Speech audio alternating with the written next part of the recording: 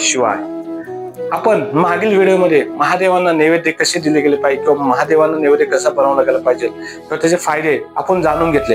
आता या व्हिडिओमध्ये आपण हे जाणून घेणार आहोत महादेवांना जो नैवेद्य दिला जातो तो कशा प्रकारे दिला जातो किंवा त्याला कोणते मंत्र म्हटले जाते याची माहिती आपण या व्हिडिओच्या माध्यमातून घेणार आहोत। यामध्ये सुद्धा याचे वैज्ञानिक कारण आणि आध्यात्मिक कारण आहे हे सुद्धा आपण यातून जाणून घेणार आहोत। प्रत्यक्ष नैवेद्य अर्पण करत असताना नैवेद्याच्या ताटाच्या खाली शक्य असेल तर पाठ ठेवा व त्या पाटावरती सुद्धा पाण्याने चौकोन मंडल आपल्या चंदन नावाच्या बोटाने म्हणजे या बोटाने आपण त्या ठिकाणी काय करणार आहे पाण्याचे चौकोन काढणार आहे। चौकोन हे भरीव काढायचंय म्हणजे असं त्यामध्ये काही जागा राहिली नाही म्हणजे पाण्याने पूर्ण भरवून घ्यायचंय। त्यानंतर ते नैवेद्यावरती चौकोन काढल्यानंतर त्या चौकोनावरती नैवेद्याचं जे पात्र असेल म्हणजे नैवेद्याचं जे पात्र असेल ते पात्र आपण त्यावरती ठेवणार आहे।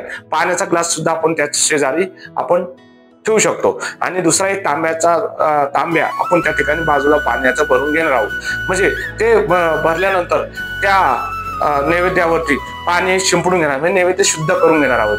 त्यानंतर नैवेद्य शुद्ध झाल्यानंतर बेलाचे पान असेल किंवा तुळशीचं पान असेल याचा वापर आपण करू शकतो। शक्यतो महादेवांना आपण जो पान वापरणार आहे ते बेलाचे पान वापरायचं आहे। बेलाचे पान वापरल्यानंतर ते पान पाण्यात बुडवायचं आणि ओम नमः शिवाय असं एक वेळेस म्हणायचं, पुन्हा पाण्यात बुडवायचं, पुन्हा ओम नमः शिवाय, परत पुन्हा पाण्यात बुडवायचं, पुन्हा फिरवायचं, असं 3 वेळेस करायचं आहे। त्यानंतर देवाला आपण लहान मुलाला जसं आपण जेवण खाऊ घालत असतो त्याच पद्धतीने महादेवांना सुद्धा आपण 5 बोटाने आपण नैवेद्य आपण देवांना घास खाऊ घालणार आहोत। ते कसं ते मंत्र कोणते आपण ते 5 मंत्र आपण यामध्ये म्हणणार आहोत। त्यामध्ये बघा ओम प्राणाय स्वाहा, ओम अपानाय स्वाहा, ओम व्यानाय स्वाहा, ओम उदानाय स्वाहा, ओम समानाय स्वाहा, अशा प्रकारे म्हणजे एक हात आपण हृदयाला धरून नैवेद्य आपण देवाला अर्पण करणार आहोत। म्हणजे म्हणण्याचे मंत्राचं काय कारण ते मी तुम्हाला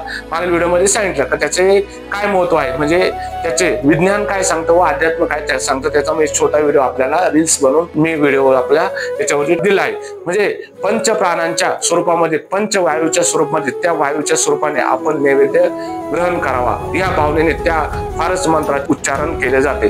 जो पंच आपल्या पूर्ण पृथ्वीवरती आहे त्यांना आपण नैवेद्य आपण देवाला अर्पण केलेला आहे असं आपण यातून संबोधलं जातो।